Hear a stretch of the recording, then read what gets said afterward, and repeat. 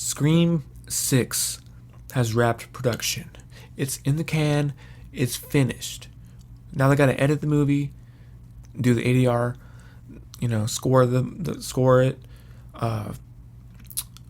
post production effects. What kind of effects can you have in Scream? A lot of the last ones, the last movie, practical knives, real, like not real blood, like fake blood. Like they didn't use like CGI blood or anything. They try to go as practical as possible. So I'm super excited for Scream 6. It takes place in New York City, which is a first for Scream, which I love. Taking it outside of what Scream used to be, still keeping all that canon there, taking from the old, bringing things up to a new perspective. Most of the cast from the last one's coming back. Neve Campbell's not. She's on a press tour right now telling everybody that she got ripped off. Her castmates are working their hardest to make the best Scream 6 they can. And then Neve Campbell's over here on a press tour just talking shit, bro. Just bashing. It's like, dude, you gotta do that now? They're already filming the movie. And you're gonna try to leverage the fans now? While your castmates are trying to make the best movie possible? What? Courtney Cox signs on? And you're gonna bash the cast? Because talking down on the movie, you're bashing everybody involved with the movie.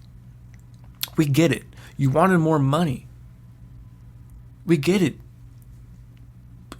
Your agent or your manager, y'all didn't work out the deal. Like, it is what it is. Why didn't you press harder after Scream 5 came out?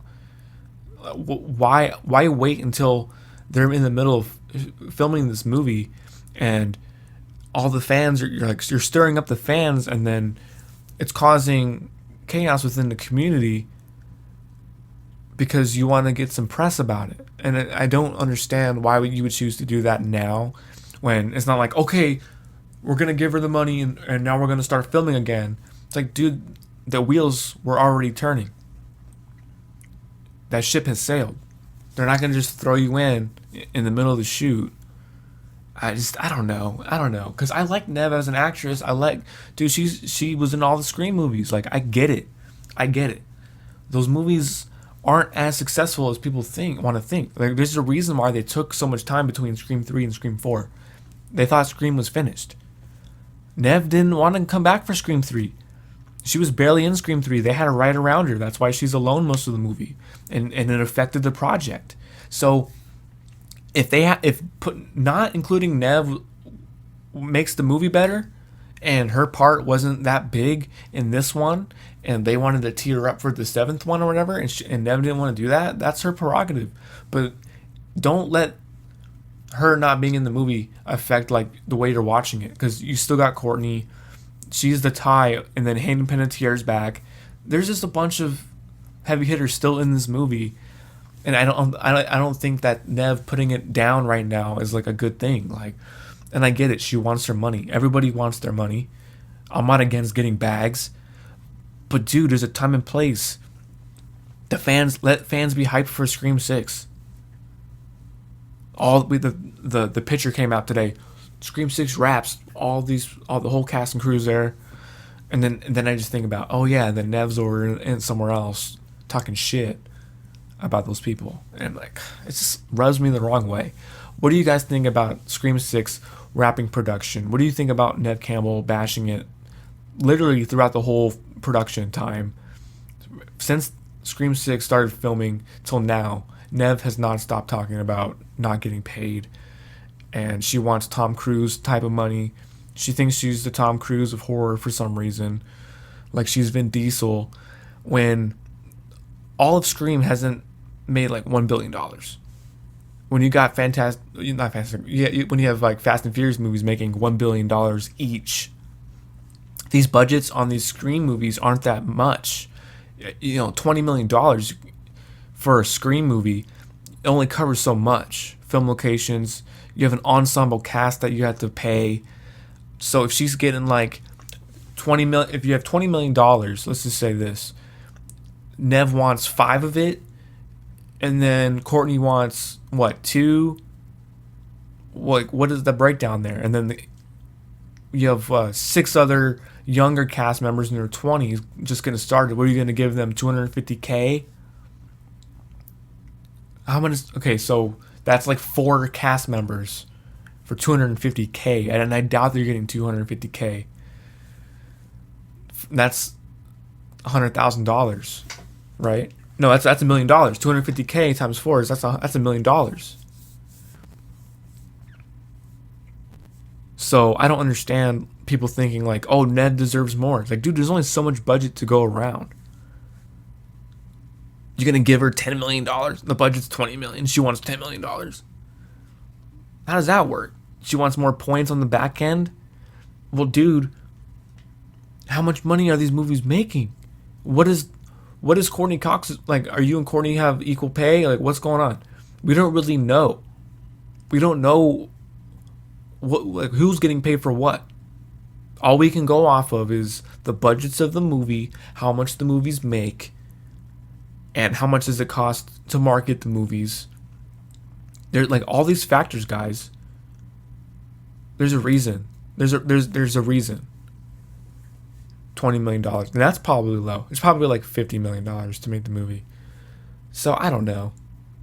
It rubs me the wrong way. I'm over here trying to do math. Scream 6 got me doing math, guys. What do you guys think about Scream 6? Comment below. Hit me up on TikTok. Let's talk about it.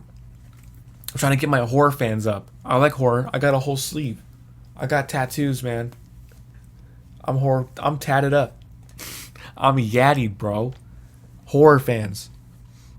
I'm getting the Ghostface tat soon. Well, I'm supposed to. I love Scream. It's my favorite franchise. Next to Nightmare on Elm Street within the horror community. It's peak for me. Continuity in there is solid. There's like no recasting. Nightmare on Elm Street almost did it, but they recast the lead in part 4. Homegirl didn't want to come back. Patricia Arquette didn't want to come back for the next one, part 4, so they recast her. Other than that, Nightmare on Elm Street has the second close canon continuity as far as the lore goes. They don't retcon anything. They embrace everything, and that's why I don't like Halloween as much. Because they're afraid of their past. They want to like write around their history for some reason. Like, dude, there's a reason why people love these movies in the first place, and then you're gonna write around it. It doesn't make sense to me. Because, oh, my script's better. All these writers like, oh, but my take is better, and it warrants that I retcon everything else that's been established. Like, who the fuck are you guys? Like, you have the nerve. You think your writing is so much better that you're gonna erase how many other writers on that did Halloween each sequel? You're just gonna like, yeah, our take's better, so everybody else doesn't matter. We're gonna alienate ourselves and put ourselves in this corner where everything else doesn't exist except the first movie. I get it, guys. There's a small piece of the horror community. They love only the first one was the best one. That's what they say. Only the first one was the best one. Then it got too crazy. Well, yeah, but that's why it's cool. It was in the 80s. Most of these franchises are like 80s franchises. Nightmare on Elm Street, Friday the 13th, Texas Chainsaw Massacre. That started in the 70s, but it went on through the 80s. Like, each one of those movies gets wackier and wackier. Everybody's like, oh, they're wacky. Like, it's more creative. The sets get more deep. Like, they put more detail in the movies back then, and now it's all CGI, and it's just empty. It's empty. Movies back then, even if they were bad, they were fun to watch because they put in effort. If you watch any of those making of movies from any horror franchise from the 80s, they put so much effort into the set design, costumes, makeup. That's why those movies are so peak. So yeah, I like the Nightmare on Elm Street franchise as a whole. Like, I'm not gonna say, oh, only the first one was better because it was the scariest one. No, dude, there's more to that franchise than the first movie. Same thing with Michael Myers. They fucking changed the whole thing. Now it's a cult, and they're ramping it up. Oh, he's only supposed to be the boogeyman in the shadows and the darkness. I get that. But after a while, do you just want the same shit over and over again? Or do you want these characters to grow and change and expand on what they really could be? People are putting themselves in a box. And it's kind of frustrating because I want to like these franchises, and then you have stuff like Halloween, like, we're going to ignore these ones. And then they did that with H2O, granted. But I complain about that too. You have 6 fucking movies in the Halloween franchise, and then the 7th one, oh, Jamie Lee's coming back, so, she gets to pick. We're only gonna focus on her movies. Danielle Harris carried 4 and 5. She doesn't get nearly the amount of respect that Jamie Lee Curtis does, and everybody knows that. So it's just a little frustrating because you have fractures. By doing that, by retconning and starting new timelines and whatnot, you're creating fractures within the fan base, and you're starting a war. Basically, you're putting people against each other because that's ultimately what's going to happen. They're going to say, "Oh, this storyline's better than this storyline because blah blah blah."